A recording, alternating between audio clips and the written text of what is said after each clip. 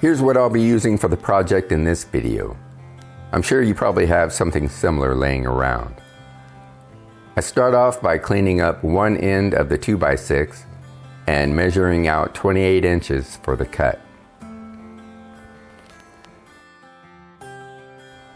I rip both edges off and then I'll mark the center line to split this board into 2 equal pieces. I'm pretty satisfied with the match there. Next, I mark down what I think will look good for angled corners. Now they happen to be a 66-degree angle, so I will use my angle cutting jig with the saw set to 21 degrees. This jig allows for safe, accurate, one-handed operation. Here's a close-up of the jig. It's pretty simple to put together, as you can see. Just a 2x6 set back a couple of inches on top of a 1x6 with some toggle clamps. Both boards cut at a 45-degree angle. Here I'm ripping a 2x4 that's on edge in half. Now I'm going to need 4 pieces for shelves. An easier way to do this would be to use a 1x4 board.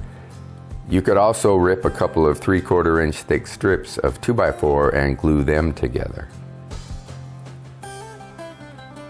Now I'm cutting the shelves to their 12-inch lengths. Off camera, I ripped them down to 2.5 inch width, and then I ripped some 1/4 inch strips from a 2x4 that will be ripped down even further to 3/4 inch wide.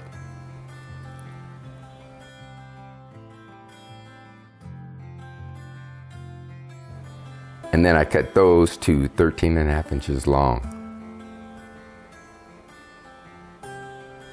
Round over all the edges with an 1/8 inch round over bit. And then sand with 220 grit.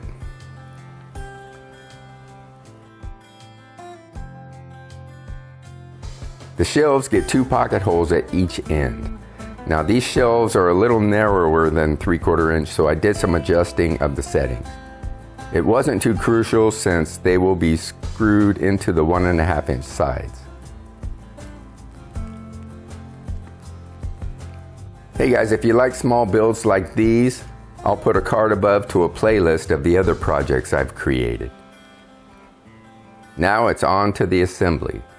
I start with the bottom shelf lined up where the angled cut on the sides start, and then I place 2 spacer blocks that are 6 1/8 inches long to set the next shelf in place, and repeat for the remaining shelves.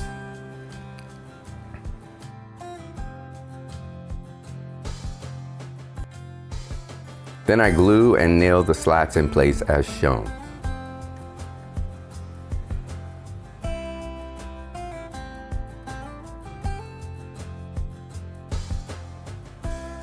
Now on to staining. I'm using Special Walnut by Minwax here.